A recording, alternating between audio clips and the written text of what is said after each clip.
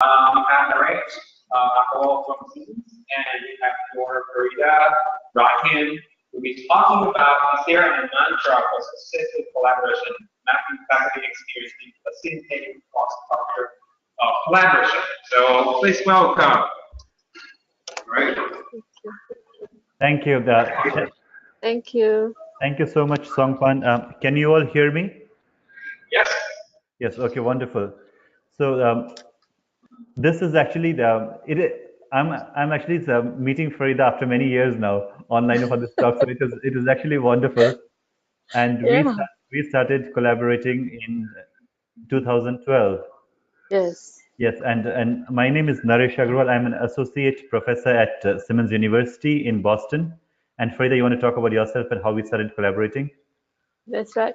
Hello, hi. I'm Faridah from Singapore. I work at Temasek Polytechnic, an institute of higher institution in Singapore. Yeah, and how we collaborated with Naresh, it started off with an email, just collaborating, trying to find out how to how to add value to our students. My students are mainly teenagers, and Naresh's students are mainly adults, right, working adults. Yeah, so I would like them to, that's right, master students, and ours is they get diplomas, so they are diploma holders, and so I would like to get them to engage and see how best can they learn from one another. Thank you, Farida. So this study was all about documenting Farida's and my experience on doing this remote collaboration in a setting when we had never met each other as such. And it was all through email and then doing Skype calls later on. So this is talking about our experience in this collaboration. So we were both instructors in different universities in different countries. And not only did we collaborate with each other, but we also did classroom research, and we got our students to collaborate with each other as well. And that is what this study is about. So you can see that you can see the map of the world where we have Boston on one end in the eastern part of the United States, and then we have Singapore in the southern tip of the Malay Peninsula, and not very far from Cambodia where you all are now. And this is an aerial view of the Simmons University in Boston. My current office is in this building, in the Palace Road building, and here we have the library, and this is the main campus building. It's a small campus, but a very beautiful campus in Boston. And this is Farida is not able to see the slides, I think, but I have a picture of Temasek Polytechnic right now. Oh, you do? Yes, and it's an aerial view, and you want to talk about the horseshoe? Oh yeah, the horseshoe, and you know the best part of our poly is we are facing the reservoir, you know, the Bedok Reservoir. That's where Singaporeans get our water from. One of the water supplies. Yeah, we can see the reservoir right now in the picture. You can, right? So I jog there every evening, and it's a beautiful. You can see sunset and sunrise over there. Yeah, so our students also have activities around that reservoir as well. Yeah. Thank you, Farida. And so we started this collaboration in early 2012, and the collaboration itself happened in the later part towards the end of that year. So the problems that we had was firstly how to collaborate with each other, what research areas to pick on, and if you wanted to do our student collaboration, gather some data in that manner, then how to get our students to collaborate as well.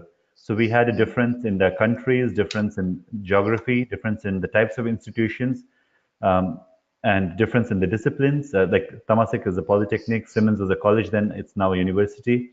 And and Farida was teaching teenagers, as she mentioned, and I was teaching master's students who are typically older, different disciplines, different education levels, and different ages as well. And so we got our respective students to evaluate and to provide feedback on each other's assignments. Farida, you want to talk about the course you were teaching then? Oh yeah, yes. The course is called Effective Internet Research, in which we teach our students how to do research on the web, and I give them topics that are related to community development, those that relates to topics outside of their core curriculum. You see, the students come from different disciplines. Some are doing information technology core subjects, some are doing business subjects, others are design and humanities. And so when they come together, they get to do to learn about how to do social issues matters like addiction,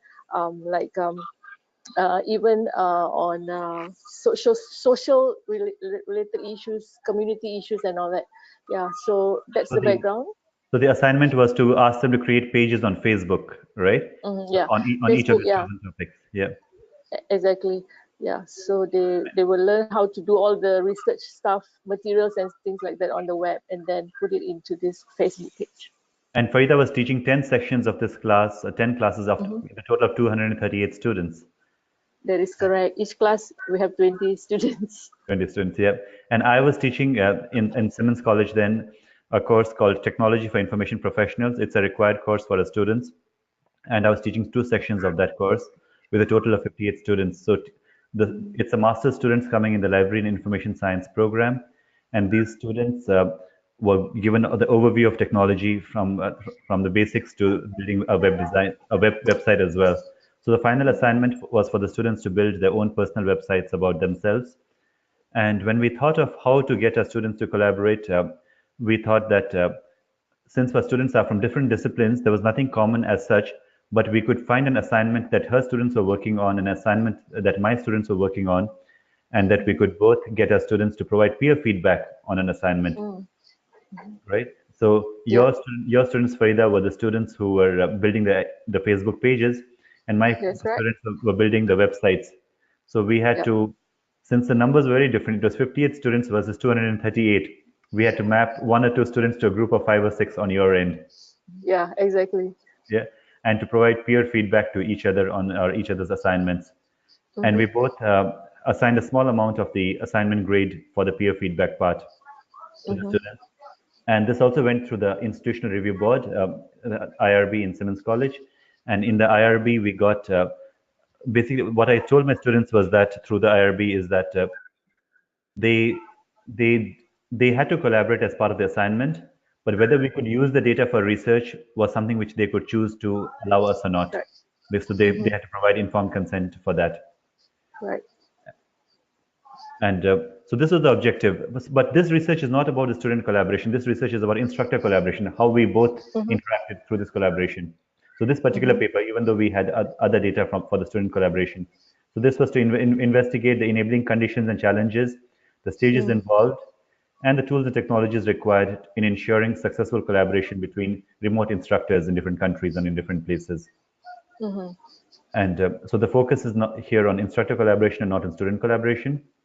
And using an action research framework, our findings are mapped to 4 stages called how do we go about planning, how do we go about acting on the planning, what do we observe or how do we evaluate what we see, and how do we reflect on our evaluation? That is, what do we learn from what we find? So the main idea is to come up with a framework for action research for instructor collaboration. That is what we did in this paper. So in the first part, we have the literature review. So I just want to go through this briefly. So collaboration is a mutually beneficial and well-defined relationship entered into by 2 or more organizations to achieve common goals. It's an activity of multiple parties coming together to work towards something common and beneficial to each other. And as you can see in this picture, you can see a tug of war. And in this tug of war, you have people pulling at the rope on each side. So if you think of a team on one side collaborating to pull this rope, even though the team might have a captain, but it is actually a collaborative task because everybody is contributing more or less the same in this task. So the real part in a tug of war is not so much about what an individual does, but what a team does on each side. And that is what is important in collaboration.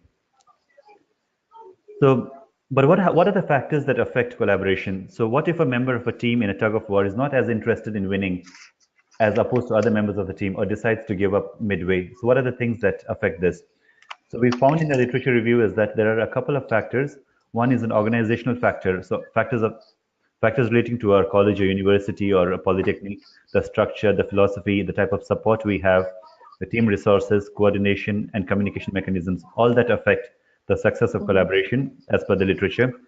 The others were more systemic, looking at things of the environment, the social system, the culture, the professional system, education system. All these also affect the collaboration. But the main part that affects is the individual factors, the interaction between 2 people or more people who are coming together for collaboration. So the factors, according to this research, was willingness to collaborate, whether both people are willing to collaborate or not, whether we trust each other, whether there is good communication amongst the collaborators, and whether there is mutual respect among the collaborators. All these are important factors. And then there is the complementing of skills and interests. Both of them, their interests must match something in doing the collaboration. And also personality traits.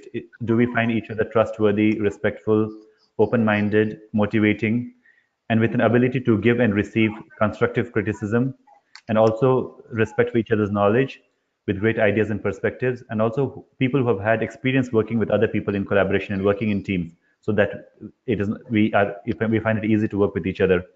And also one factor which somebody else found was that something called homophily, where people like to work with like-minded people, where there is something common between people. So Farida and I, we had a Singapore connection because I did my undergrad in NTU, Nanyang Technological University in Singapore, and my PhD from the National University of Singapore. And I knew about Temasek Polytechnic, even though now I'm based in the US. And so I lived in Singapore for 14 years. So there was an understanding of that coming from having lived in Singapore. So there was that kind of homophily that existed.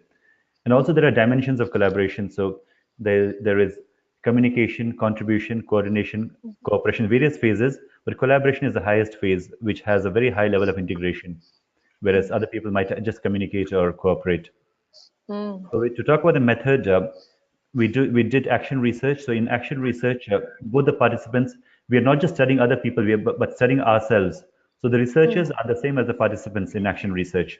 So that is what we carried out. And we used a framework called the Action Research Framework. I think that my voice has started echoing. Something went wrong. Is it fine? Can you hear? Yeah, I'm hearing you okay. Yeah, okay. So there are 4 phases called plan, act, observe, and then to reflect. So observe is to evaluate the action, and to reflect from evaluation. That's the first phase of the action research framework, and then repeat the cycle. So this is what we use to do our study. And the unit of analysis, the authors, that is ourselves. Our data sources are the emails exchanged between us, our Dropbox folders where we had deliverables, the notes taken during our Skype meetings, and also our reflection at the end of the process.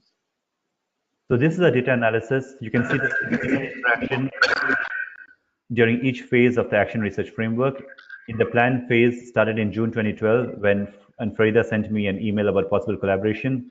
So what we have documented is a number of emails that came from Singapore to US, a number of emails from US to Singapore, and all of these are at various phases. So started from June 2012, December 2012. And then this is the Skype calls we had.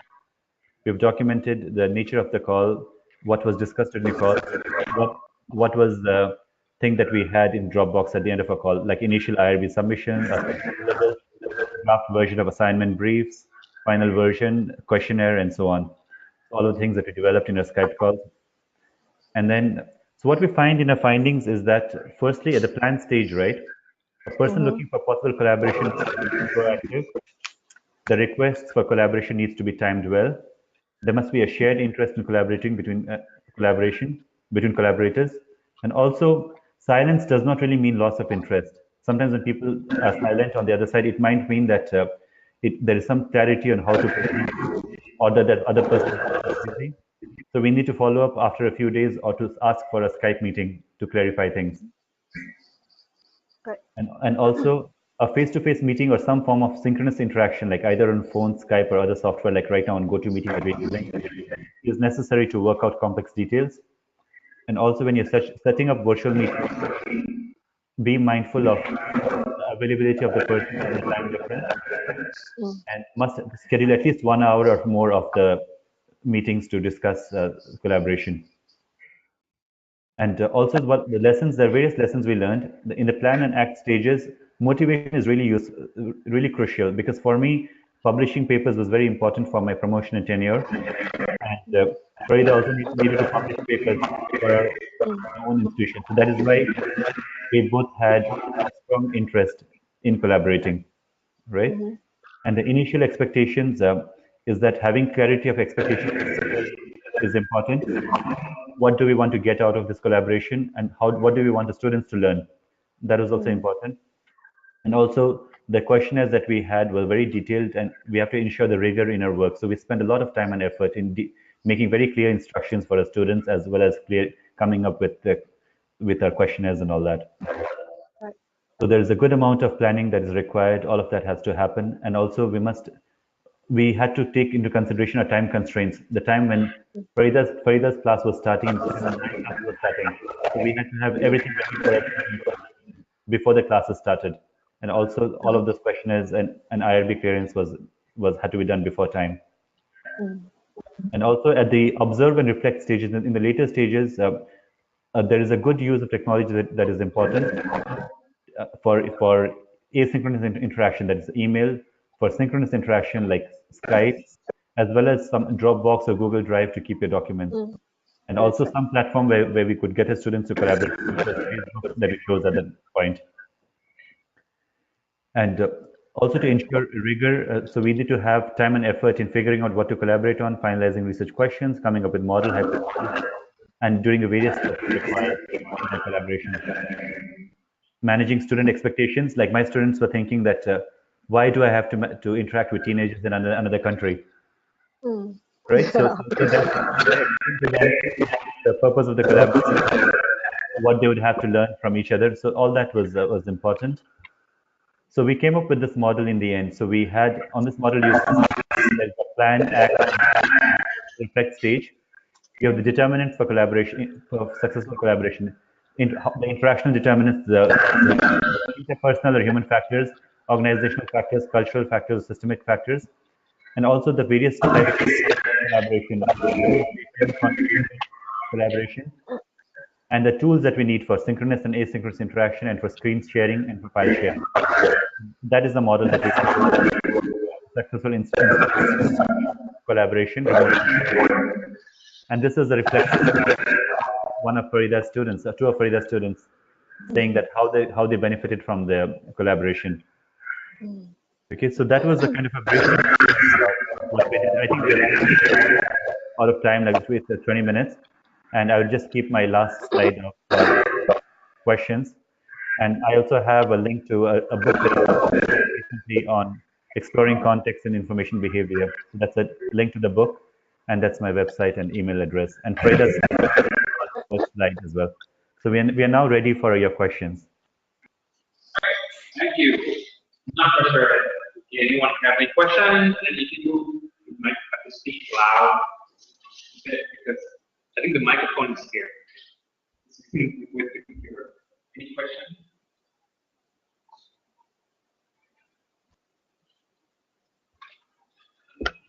No questions? All right. Okay. Well, thank you. So I think Naresh has an email, so you have any questions. Yes, so you can. Okay. All right. Thank you, Naresh and Faridah. Thank you so much, Sampath. Thank you, everyone. Thank you. Have a good conference. All right. Thank you. All the best. All the best Bye. for the conference. Thank you. Bye-bye. Bye. Bye.